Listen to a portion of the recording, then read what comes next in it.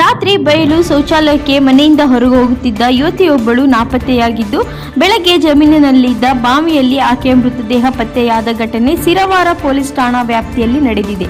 ಮೃತ ಯುವತಿ ಅಶ್ವಿನಿ, ವಯಸ್ಸು 22 ಎಂದು ಗುರುತಿಸಲಾಗಿದೆ. ರಾತ್ರಿ ಬಯಲು ಶೌಚಾಲಯಕ್ಕೆ ತೆರಳಿದ್ದ ವೇಳೆ ಅಶ್ವಿನಿ ನಾಪತ್ತೆಯಾಗಿದ್ದಳು. ಕುಟುಂಬಸ್ಥರು ಹಾಗೂ ಸ್ಥಳೀಯರು ಆಕೆಯನ್ನು ಹುಡುಕಾಟ ನಡೆಸಿದ್ದರು. ಈ ನಡುವೆ ಬೆಳಗ್ಗೆ ರೈತರು ಜಮೀನಿಗೆ ತೆರಳಿದಾಗ ಬಾವಿಯಲ್ಲಿ ಯುವತಿಯ ಮೃತದೇಹ ಕಂಡು ಬಂದಿದೆ. ಕೂಡಲೇ ಪೊಲೀಸರಿಗೆ ಮಾಹಿತಿ ನೀಡಲಾಗಿದ್ದು, ಸ್ಥಳೀಯ ಸಿರವಾರ ಠಾಣೆ ಪೊಲೀಸರು ಭೇಟಿ ನೀಡಿ ಪರಿಶೀಲನೆ ನಡೆಸಿದ್ದಾರೆ.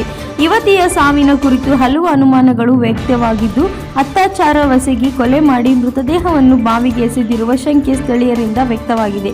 ಆದರೆ ಸಾವಿನ ನಿಖರ ಕಾರಣ ಪೊಲೀಸರಿಗೆ ತನಿಖೆ ಹಾಗೂ ಮರಣೋತ್ತರ ಪರೀಕ್ಷೆಯ ಬಳಿಕವೇ ತಿಳಿದು ಬರಬೇಕಿದೆ. ಇನ್ನೊಂದು ಹಂತಕಾರಿಯ ವಿಚಾರವೇನೆಂದರೆ, ಅಶ್ವಿನಿಗೆ ಕೇವಲ 1 ತಿಂಗಳ ಹಿಂದೆಯಷ್ಟೇ ನಿಶ್ಚಿತಾರ್ಥವಾಗಿತ್ತು ಎನ್ನಲಾಗಿದೆ.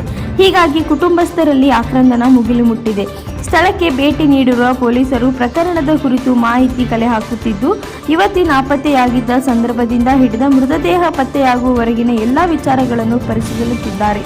ಪ್ರಕರಣ ದಾಖಲಿಸಿಕೊಂಡಿರುವ ಪೊಲೀಸರು ತನಿಖೆ ಮುಂದುವರಿಸುತ್ತಿದ್ದಾರೆ.